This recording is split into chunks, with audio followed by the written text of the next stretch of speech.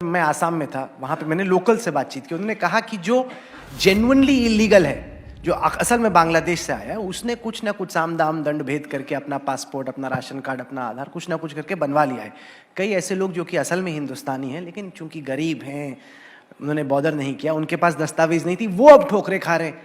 और यहाँ पे भी दिल्ली में, ईस्ट दिल्ली में, बाकी जगह पे जो बांग्लादेश से महिलाएं आती हैं, काम करती हैं, सिंदूर लगा के घूमती हैं, साथ ही साथ वो चूड़ियाँ पहनती हैं, काम करती हैं, वो कैसे प्रूफ करोगे कि इनमें जेन्युइनली हिंदू कौन है, मुसलमान कौन है? देखिए, ऐसा है, ये सारी चिंता आप सरकार पे छोड़ दो, हम कर लेंगे। सर कहाँ? एक सेकंड, आप मेरी बात सुन लीजिए ना, मेरी बात सुन लीजिए। मैं आज देश की जनता के सामने आपके माध्यम से दो ही सवाल रखना चाहता हूं।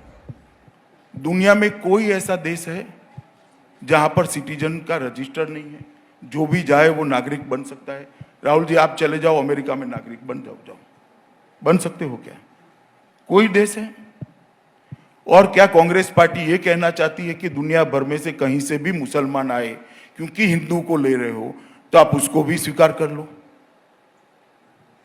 इस प्रकार से देश चलता है क्या? इस प्रकार से देश चल सकते हैं क्या?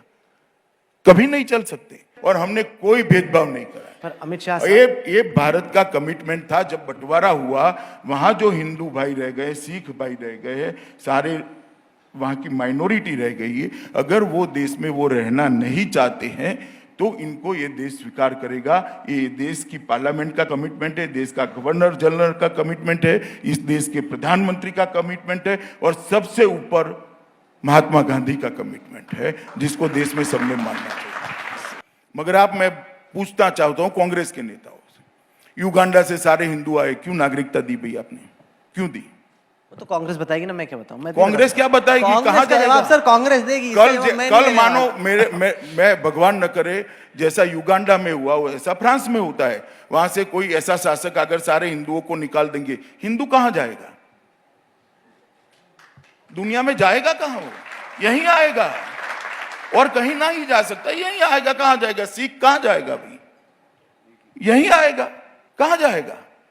अगर अफ्रीका से सबको निकाल दिया तो यहीं आए, तो और हमने स्वीकारना चाहिए। और मैं आपको बताता हूं, ये आप सारे फैसले कुछ भूल गए हो आप, मैं आपको याद करा देता हूं।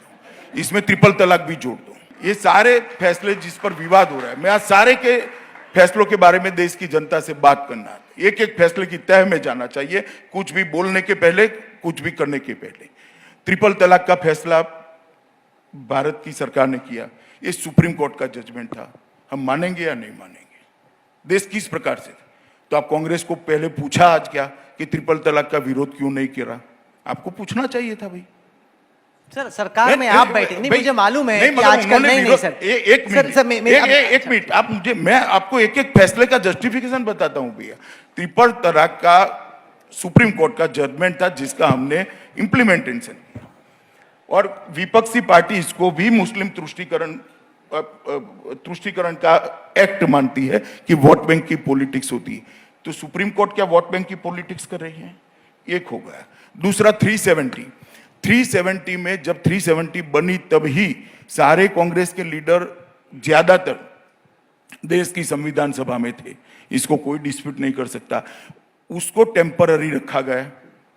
क्यों टेम्पररी रखा? परमानेंट कर देते तो हटाने का सवाल ही नहीं आता। हटाने का रास्ता 373 में डाला गया। क्यों डाला गया भाई? आपने ही डाला है, आपने ही कहा है। नेहरू जी ने संसद में कहा कि ये घिसते घिसते घिसते घिस जाएगी, तो हमने घिस डाली। इसमें हमने क्या नया किया भाई? आपने ही कहा था कि ये टेम्पररी है। उसके एक मिनट, उसके बाद में अयोध्या में 1994 में कांग्रेस पार्टी एक्ट लेकर आई। एक्ट क्या था? सुप्रीम कोर्ट का जजमेंट जिसके पक्ष में आएगा, हिंदुओं के पक्ष में आएगा तो भूमि हिंदुओं को दे दी जाएगी, मुसलमानों के पक्ष में आएगा तो मुसलमानों को दे दी जाएगी। हमने कोर्ट के जजमेंट की राह देखी, कोई कानून हाथ में नहीं दिया। 5 जजों की बेंच बनी, एक वर्तमान मुख्य न्यायाधीश और 3 बनने वाले मुख्य न्यायाधीश उसमें बैठे, एक मुस्लिम सज्जन भी इसके अंदर न्यायमूर्ति थे। इन सब ने यूनानिमस फैसला कर ये भूमि हिंदुओं को दे दी। अब कांग्रेस के एक्ट का मैं पालन कर रहा हूं तो भी भाई मैं कम्युनल हो गया, तो आपने एक्ट क्यों बनाया ऐसा? अब सुनो। उसके बाद में सिटीजनशिप अमेंडमेंट बिल, मैंने जैसे कहा कि नेहरू जी ने इसको एग्रीमेंट कर कर कहा था कि हमारा वचन है कि सारों को अगर वहां सुविधा नहीं है, प्रताड़ना भी नहीं लिखा है, नहीं रहना चाहते तो हम स्वीकार करेंगे। कांग्रेस ने बहुत सारे लोगों को ये कहा कि हम स्वीकार करेंगे, हमने स्वीकार कर लिया। उन्होंने कहा तब वो कम्युनल नहीं हुए, हम कह रहे तो हम कम्युनल हो गए। उसके बाद में एनआरसी का कंसेप्ट राजीव गांधी लेकर आए और आज श्रीमती सोनिया गांधी विरोध कर रही। राजीव गांधी लेकर आए तो सेक्युलर था, अब वो जब करते हैं तब वो सेक्युलर है। मैं उनकी बनाई हुई व्यवस्था का इंप्लीमेंटेशन कर रहा हूं तो मैं कम्युनल हूं। मेरी तो समझ में नहीं आया कि हम करें तो क्या करें। अमित शाह जी, ऐसा लग रहा है कि जब से आप गृह मंत्री बने हैं, आप बड़ी जल्दी में बड़े बड़े फैसले आप एक के बाद एक ले रहे हैं। क्या ये हकीकत है? क्योंकि होम मिनिस्टर बने आपको 6 ही महीने हुए हैं, इतने बड़े बड़े फैसले आपने ले लिए। कहां जल्दी करे भैया, कहां जल्दी करे? 70 साल हो गए, 70 साल हो गए जी, कहां जल्दी करा? 70 साल चले गए, जल्दी क्या करा? हम तो 1950 से कहते थे हम 370 को हटा देंगे। जब से मसला खड़ा हुआ कहते थे राम मंदिर वहीं बनना चाहिए, तब से कहते थे ट्रिपल तलाक नहीं होना चाहिए, तब से कहते थे कि सिटीजनशिप अमेंडमेंट एक्ट आना चाहिए, और तब से एनआरसी की भी बात कर रहे थे। जब से आसाम अकॉर्ड हुआ कि भाई आसाम का मसला नहीं है, देश भर में स्प्रेड कर गए, पूरे देश का करना चाहिए। हम तो तब से कहते, कहां हमने जल्दबाजी की।